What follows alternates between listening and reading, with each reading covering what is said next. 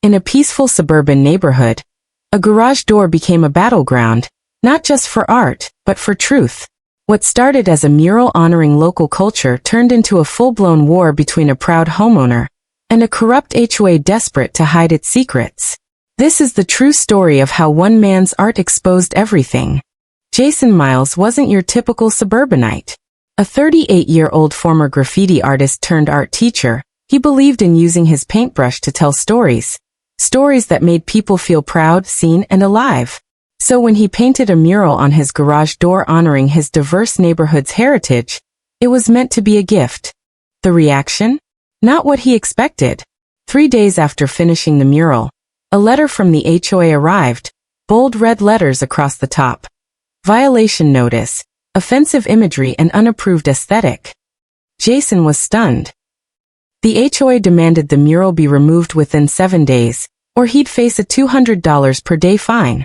When Jason asked what part was offensive, the HOA president simply said, "It's too loud, too urban. It doesn't fit the image we want." But Jason wasn't alone. Neighbors from all backgrounds came to see the mural. Some cried.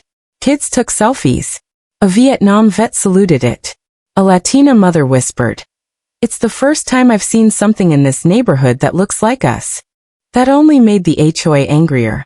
The fines began. Then came threats of legal action. One board member even accused Jason of trying to incite division. But Jason had a hunch. This wasn't about art. This was about power, and maybe hiding something. Jason began digging into the HOA's financial records, which they were legally required to provide. It took a formal request and a lot of pressure, but when he finally got the documents, the real story began to emerge. Jason discovered the HOA had spent nearly $170,000 over 3 years on landscaping improvements that were never seen. He traced the contractor, a shell company registered under the name of the HOA president's cousin. With the help of a local reporter, Jason went public. The mural was just the spark. The fire was corruption. And the neighborhood was listening. The HOA tried damage control, claiming Jason had fabricated evidence, and that the mural created division. But it was too late. Residents were outraged. A petition to audit the HOA received over 400 signatures. State regulators launched an investigation.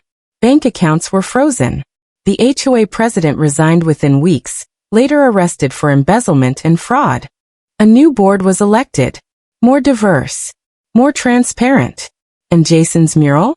It stayed right where it was, now with a plaque beneath it that read, "Truth, Community, Justice." Jason didn't just defend his art, he exposed the rot underneath the surface. Sometimes the most beautiful battles are fought in the most unexpected places. Never let anyone tell you your voice or your vision doesn't belong.